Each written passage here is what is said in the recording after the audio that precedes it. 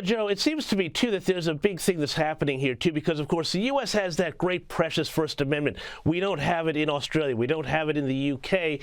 But it seems that part of the issue is that these countries that don't have free speech guaranteed are trying to regulate the Internet by controlling what is said in their countries and, therefore, going and regulating what's said in the United States through these social media platforms, and the U.S. is pushing back.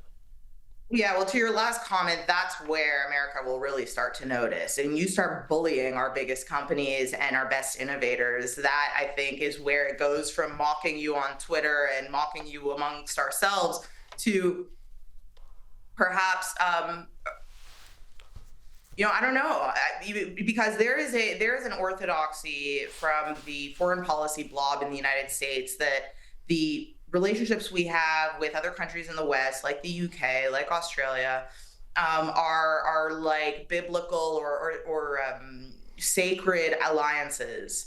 But that establishment and the people who hold those views that there's some beyond reproach relationship that cannot even be questioned, those people are phasing out, and that ideology is dying, or that attitude.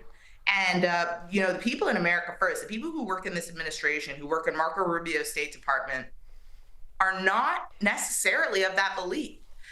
It's taken for granted, perhaps, by a certain element of the foreign policy world, but it is being observed, and not only observed by the people in these kind of background policy jobs, but Trump himself. What is he saying when he's talking about NATO and what exactly NATO does and why exactly is our countries in NATO buying oil from Russia? Not to digress too much, but what he's doing is that same thing, which is saying, are we taking these relationships and their sanctity for granted? Is it time to maybe take a second look at what our shared values are, what our shared interests are, whether every member of these alliances are serving those interests and those values? And I'm telling you now, if they start trying to in some way sanction people like Meta, people like Google, people like X, there's going to be problems. There are absolutely going to be problems. And Trump has alluded to this already, let alone the next iteration of MAGA. Well, yeah, and I'm just waiting for Donald Trump to find out about the e-safety commissioner that we have here in Australia. But Emma Jo, I also want to ask you, too, about other stuff going on the Hill, because we also had Health and Human Services Secretary RFK Jr. having a big fight over his Make America Healthy Again agenda, and he pulled no punches. Have a little look at him duking it out with wannabe Native American Elizabeth Warren. I never promised that I was going to recommend products with which there is no indication. When you said... And I know you've taken $855,000 from pharmaceutical companies, Senator. Well, he pulled no punches and accused basically everybody in the room of being on the take from Big Pharma here. But tell us more about what happened here and what we learned from these hearings about the way the health bureaucracy has been operating for so many years. Yeah, he's so good. He is just so good. And the thing that is so great about him is, people will try to make these cheap kind of straw man arguments and attacks against his supporters, like,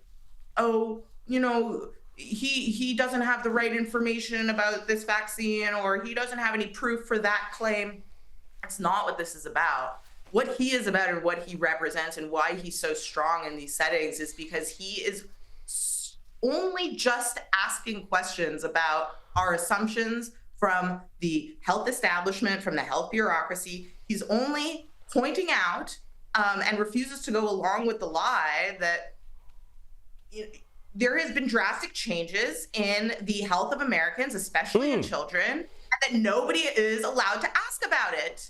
And what you're seeing from, in my opinion, aggressive and like hostile questions from these senators is people who are just outraged at the blasphemy of questioning the pharmaceutical industry, the health bureaucracy, the CDC, and I'm sorry, but we are being gaslit in America, and I'm sure this is going on in Australia too. I know it's going on in Canada as well. We are being gaslit by these people who are claiming that there is nothing to see when you see disease rates going up, cancer rates going up, obesity going up. We know that the food is garbage. We know that the efficacy has, or let's say the format and form of vaccines has changed. We're not to ask about that, but you can inject your kids with puberty blockers, and that doesn't get any vitriol from Elizabeth Warren.